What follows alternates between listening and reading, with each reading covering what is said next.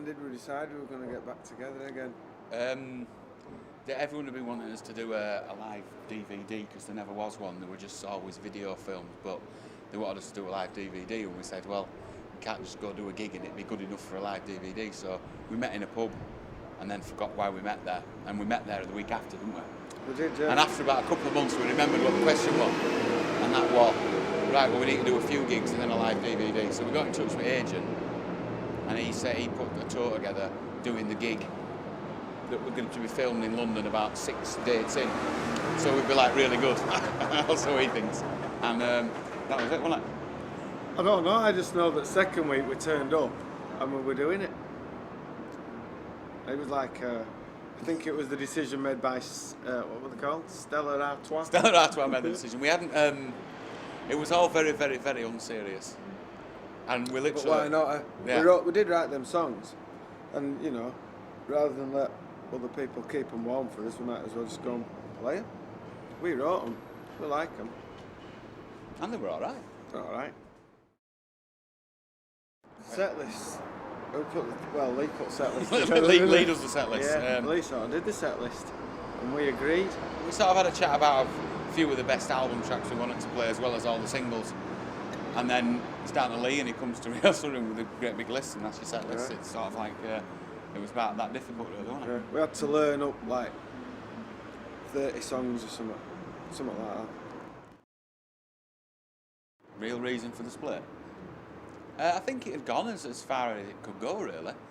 We used to be called Four Ikes from Bradford, and we thought we'd done pretty well being Four Ikes from Bradford and got a major deal with EMI, and then eventually we lost that and got another one with oh shit, Papillon. And we lost that, and we still had a good fan base, so it was like, well, why not go out on a wing instead of becoming that sad band who your venues get smaller and smaller and smaller. And it beats building dry stone walls on the freezing cold winters. Although it's springtime now, it might have been all right today. But, I'd rather be here than building a wall today. It sort of run its course.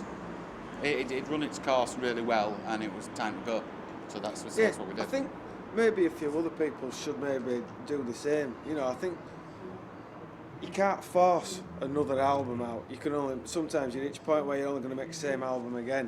And maybe coming from Bradford, we just had that where sort of, well, there's no point in doing that. So like Shutty says, it did its thing, and we said everything we were going to say and stop there, rather than go on and do something again or try to be something we want. Do you know what I mean? But the plan was there never was a plan to reform. There really wasn't. But there never a plan to do anything. No. Like 15 years ago, they want a plan. Apart from Stella Artois decided the plan. Yeah. We sold our soul to Stella Artois, and they showed us the way, and they were all right. What happened without there being a written down plan or any arguments. What happens. And in fact, sometimes we could have done with a plan. Thinking about it now, we could have maybe done with a plan. Yeah, I think so. But we didn't have a plan, and therefore it wouldn't be right to force something like Terrorvision. It just wouldn't be right. The album we got the most recording energy buzz from. All of them really, because an album is like a chapter of your life, isn't it? I suppose it is, yeah. And you do a chapter and then another chapter and another chapter. Each song a paragraph. Yeah. Oh, very good. Bands used to release an album every year and tour and go in the studio, and then things took over with the media and it ended up being sort of every other year. And we did 5 studio albums and they're like 5 chapters, but at the time you're doing the absolute best you can. The biggest one was Out to Make Friends and Influence People. Or the one that sold the most. I think it was good making good to go though, because we were like had his backs to the wall and we were sort of maybe thinking, but I think it really sort of got everything out that we had still left in us, and I think that were a good way to end it. Do you know what I mean? I think you can hear it on the album. So, but like Shutty says, How to Make Friends and Influence People was the one that most people know. Got to have one that most people know, haven't you? Don't know, we used to have like sheets, didn't we? What we'd said we'd call stuff written down, strapped to a pipe in a rehearsal room that we'd written Terrorvision's Pipe Dream on. We wrote on everything. And Sark used to come up with sort of best it was Sark. titles, It was Sark who yeah. came up with best ideas for the album titles, and he always used to come up with main ideas for the fronts of them, didn't he? Mainly Sark's bag, all that. Yeah, and he tied the two in to come up with like the idea that named. Sometimes it won't be the first thing that we thought of, would it? But usually at the end I'd say it was something. It said, let's call it this. I think Sark says, let's call it Terrorvision, didn't he? Yeah, it did actually. It was going to be Terrorvision or Shock Horror. Yeah. Fuck. Yeah. Shock. I know. Oh, his dad said 4-wheel drive. 4-wheel drive, yeah. Or Doric Arch. Doric Arch. Hey, Doric Arch. Doric Arch is a female heavy metal singer from Germany. 4-wheel drive. It could have been 4-wheel drive. You never know. Couldn't. Because he said you could have your heads cut out and stuck on wheels. So there's 4 in band, 4 wheels on a car. Yeah. Started, the first manager we had was called Dave Scott, and he was a Cockney, wasn't he? Dave Scott, yeah. And I can't remember his phone number now. I wonder who's got that phone number. 626311 or something. Something like that. I would Dave Scott, and I always used to answer my phone, Dave Scott. People took you more seriously if you had a manager, and so Shutty for how many months? About 4 or 5 months, answered his phone like that. Dave Scott here, yeah. I'll send the band down. Yeah. It sort of worked. Dives, all right, Dad, yeah. Oh, hi, yeah. Rugby, Yeah, right, yeah. But yeah, I was Dave Scott here. It just sounded better, and I never obviously went with the band anyway. It was didn't Dave really Scott exist. that talked the deal from Major Records, which was the first offer we got. I think it might have been the second offer we got, actually. And we met him at the Birdcage Bar in Bradford, and it was like 6-album deal on it and everything like that.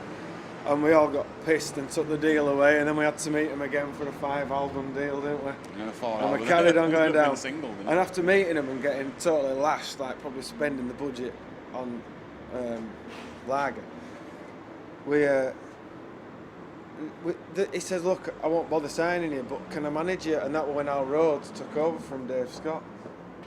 Dave Scott did actually get into print. Spokesman for the band, Dave Scott said. It's Band, just another way of doing something for a bit of a laugh, but it sort of works as well.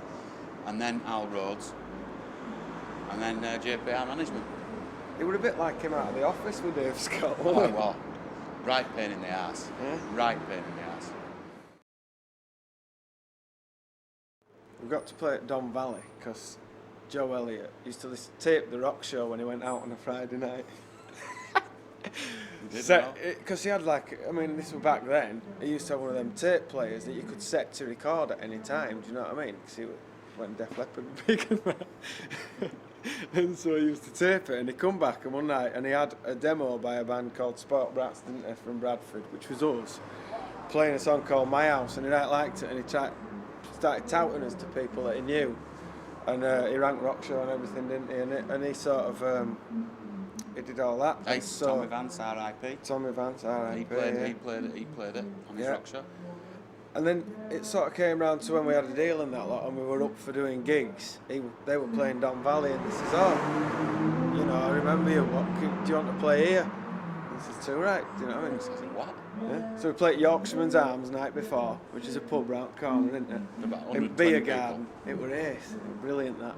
And then we played Don Valley the day after. 40,000 people the day after at Don Valley. We were just laughing from walking on stage to walking off. You'd never seen what 40,000 people looks like. It was just really, really funny. Yeah, but then we got used to it.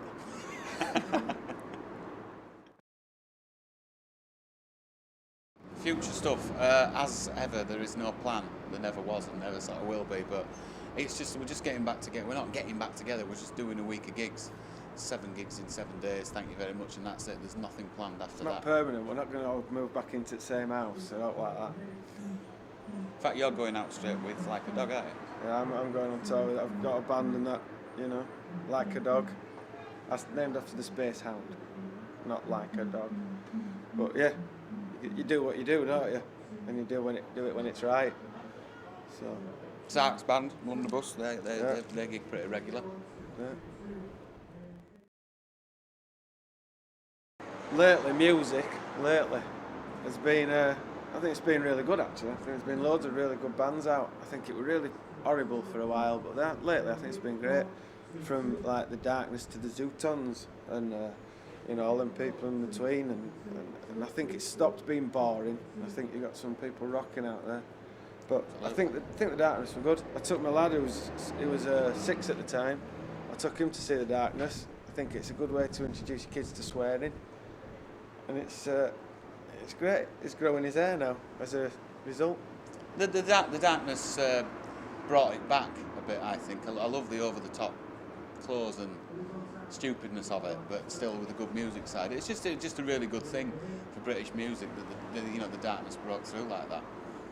I thought they were good. I thought they were It's great, though. It's a good record, isn't it?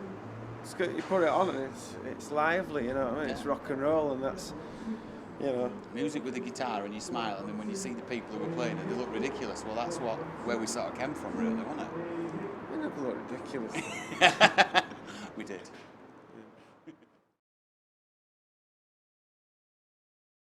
You've been doing since we split? Yeah. Since we split up and said we'd never ever get back together. Yeah. I hadn't stopped rocking, have you? No. It's not in my nature to stop rocking. We couldn't. Impossible to stop rocking. So we've been keeping rocking with separate bands. We had a band, Malibu Stacy. You might have heard of them. Been on Scuzz Channel. We got into the charts, number 85, with a bullet. I've been in two bands.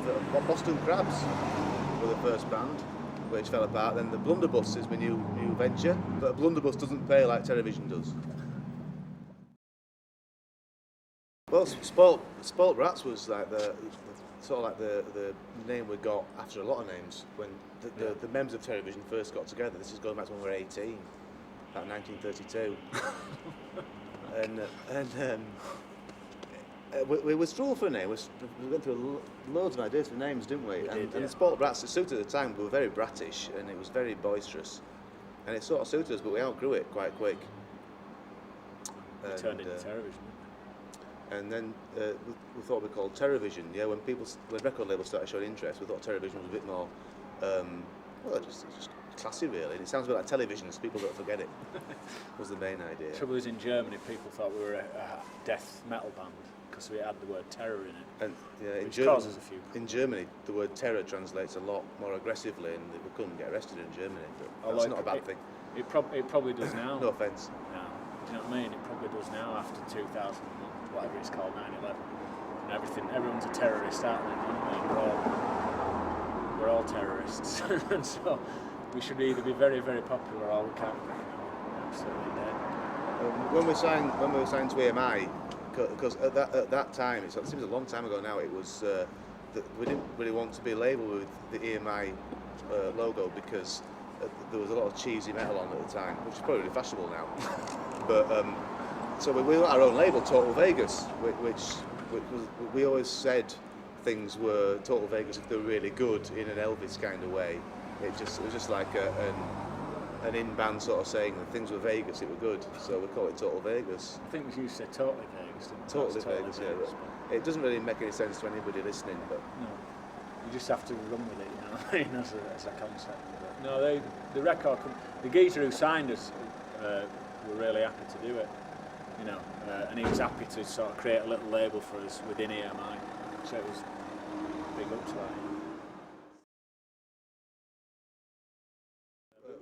that. Well, Spoilt Brats days, that we were Ramones were a massive influence, weren't they?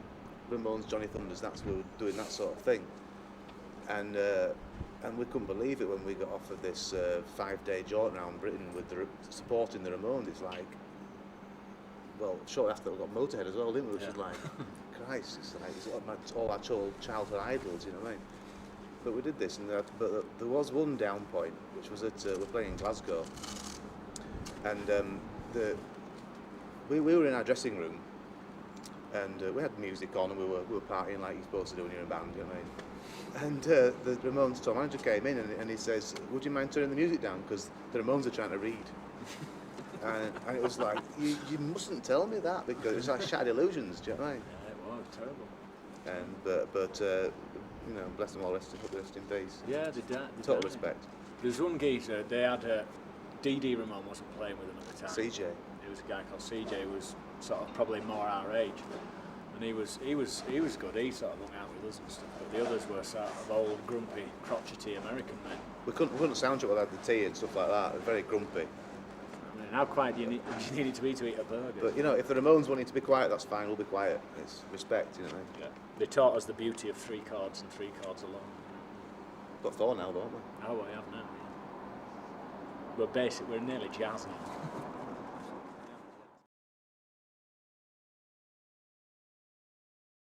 No, doing Top of the Pops for us was never embarrassing, I think. I've had this question a few times over the years about Top of the Pops, you know, was it embarrassing? Did you feel it was credible? I mean, to us, Top of the Pops was the pinnacle, wasn't it? Yeah. Of TV, because we were sort of growing up in the 70s and 80s. And if, you know, all our favourite bands played on Top of the Pops, and that's where you check, because that's all there was when we were bands, you know. So it was never embarrassing, and we had some amazing, I think we did it about a dozen times, you know. We had some amazing times. I actually played for 2 bands once on Top of the Pops. A band called Salt and Pepper, a female rap duet from the 90s, yeah. And they did this sort of heavy metal song, sort of rap song, and their actor, guitarist didn't show up. And I stood in for them. And so I did like 2 bands on the same episode, which was the first, actually. It's my claim to fame. It's brilliant. Oh, we did loads. I mean, the first time we played was quite legendary. We played all in silver. We bought these suits from Oxfam and sprayed them all silver. Literally, we spray painted and played, and we put Shutty at the front as the drummer, like they used to do in the 70s. We just thought we'd mix it up a bit. And Meatloaf, was it Meatloaf announced us? And it was just, when you go on a thing like that, you got to kick it up a bit. We did it with Prince once, and he was really short. And we did it with Sheryl Crow. And we once did, Kylie Minogue once presented it, and we were on the show. And Mark, you lifted her off stage. Yeah, she was on this platform doing her little interview piece, and she couldn't get down. I was just put my guitar away, and so I said, "Hey, love, I'll get you down anyway." And I had Kylie in my arms. I think, who's got a camera? Anybody got a camera? She started kicking, so I had to put her down.